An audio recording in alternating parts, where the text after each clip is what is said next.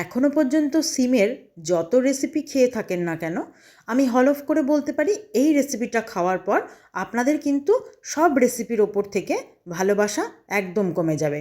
একবার এই রেসিপিটা গরম ভাতে খেয়ে দেখুন, আপনারা বারবার এই রেসিপিটা বানাবেন, এটুকু আমি কথা দিলাম। নমস্কার বন্ধুরা, রসনালয়ে আপনাদের অনেক স্বাগত। আজ আমি আপনাদের সঙ্গে শেয়ার করব সিম ভর্তার রেসিপি। তো চলুন শুরু করি। তার জন্য আমি এখানে প্রায় 350 থেকে 400 গ্রাম মতো শিম নিয়েছি।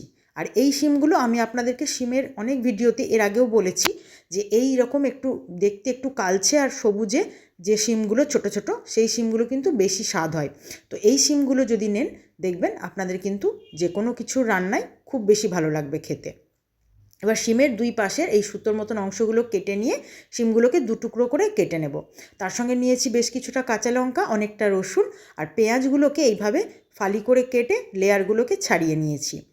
এবার আমি চলে যাব কড়াইয়ে।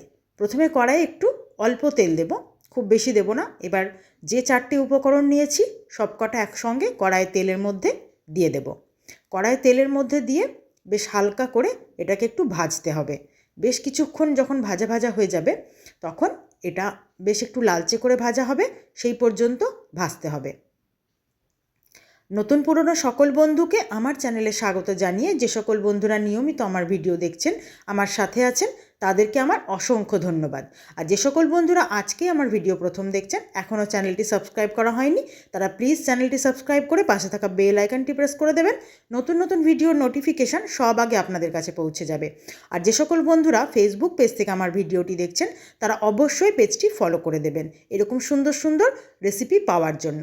এবার আমি যে 4টে উপকরণ একসঙ্গে কড়াইয়ে একটু ভেজে নিলাম, সেটাকে মিক্সি জারের মধ্যে দিয়ে একটা সুন্দর পেস্ট করে নিলাম। এবার কড়াইয়ে আবার একটু তেল গরম করব। তার মধ্যে প্রথমে 2-3টে শুকনো লঙ্কা ভেজে তুলে নেব। ভর্তা হবে আর অথচ শুকনো লঙ্কা ভাজা হবে না, তাই কখনো হয়? ভর্তা মানেই শুকনো লঙ্কা সেখানে লাগবেই। আর শুকনো লঙ্কা কাঁচা লঙ্কা মিশিয়ে সবসময় ভর্তার স্বাদ কিন্তু অনেকটা বেড়ে যায়। এবার শুকনো লঙ্কাকে একটু লবণ ছড়িয়ে এইভাবে রাখলে শুকনো লঙ্কা অনেকক্ষণ পর্যন্ত একটু মুচমুচে থাকবে।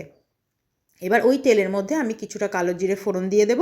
তারপর আমি যে পেস্টটা বানিয়ে রেখেছি শিমের, সেই পেস্টটা এর মধ্যে ঢেলে দেব। খুব ভালোভাবে পুরোটা একদম দিয়ে দেব পরিষ্কার করে। তারপর খুব ভালোভাবে আমি তেলের মধ্যে এটাকে আস্তে আস্তে নাড়তে থাকব, যতক্ষণ পর্যন্ত না এর ভেতরে যে একটু জলের ভাবটা আছে সেটা যতক্ষণ না শুকিয়ে যাচ্ছে, আস্তে আস্তে আমাকে কিন্তু এটা ভালোভাবে নাড়তে হবে। যখন ঠিক এরকম বেশ একটু শুকনো শুকনো হয়ে আসবে, তখন আমি এর মধ্যে দিয়ে দেব স্বাদ অনুযায়ী লবণ। আমার কিন্তু লবণটা দেওয়া হয়নি। এবার আমি এর মধ্যে প্রথমে আগে দিয়ে দেব ধনেপাতা। ধনেপাতাটা দিয়ে আমি বেশ কিছুটা অনেকটা পরিমাণে কিন্তু ধনেপাতা দিতে হবে। ধনেপাতাটা এটার স্বাদটাকে অনেকটা বাড়িয়ে দেবে। আর তারপরে দিয়ে দিলাম স্বাদ অনুযায়ী লবণ।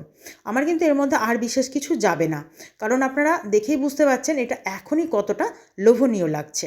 এবার আমি এটাকে খুব ভালোভাবে নেড়ে নেড়ে বেশ আরও শুকিয়ে নেব।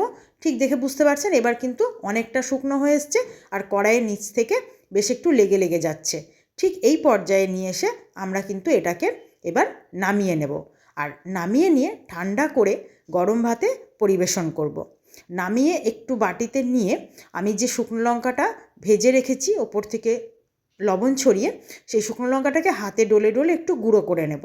শুকনো লঙ্কাটা গুঁড়ো করে নিয়ে ওপর থেকে আবারও একটু শিম ভর্তার ওপরে শুকনো লঙ্কাটা ছড়িয়ে দেব। এই শুকনো লঙ্কা ছড়িয়ে দিলে কিন্তু এটার স্বাদ বেশ অনেকটাই বেড়ে যাবে। এবার আমি শিমটাকে আগে বাটিতে নিয়ে নেব, তারপর যে শুকনো লঙ্কাটা গুঁড়ো করে রাখলাম সেটা তখন ওপর থেকে ছড়িয়ে দেব। আপনাদের যদি আজকে আমার এই সিম ভর্তার রেসিপি ভালো লেগে থাকে, অবশ্যই কিন্তু লাইক, শেয়ার ও কমেন্ট করতে ভুলবেন না। আর আপনারা অবশ্যই একবার বাড়িতে এইভাবে শিম ভর্তা বানিয়ে দেখুন, আশা করি আপনাদের খুব ভালো লাগবে। আমি নিজেও কিন্তু এর আগে অনেক শিমের রেসিপি দিয়েছি, কিন্তু আমি নিজেও কথা দিয়ে বলছি যে এই রেসিপিটা কিন্তু শিমের সমস্ত রেসিপির মধ্যে সেরা। এবার আমি শিম ভর্তার মধ্যে ওপর থেকে কিছুটা আবার কাঁচা ধনেপাতা ছড়িয়ে দেব। আর যে শুকনো লঙ্কাটা গুঁড়িয়ে রাখলাম হাতে করে, সেই গুঁড়োনো শুকনো লঙ্কাটা ওপর থেকে একটু ছড়িয়ে দেব। তারপর ওপর থেকে দিয়ে দেব একটু কাঁচা সর্ষের তেল। যে কোনো ভর্তাতেই কাঁচা সর্ষের তেল দিলে কিন্তু সেটার স্বাদ অনেকটাই বেড়ে যায়।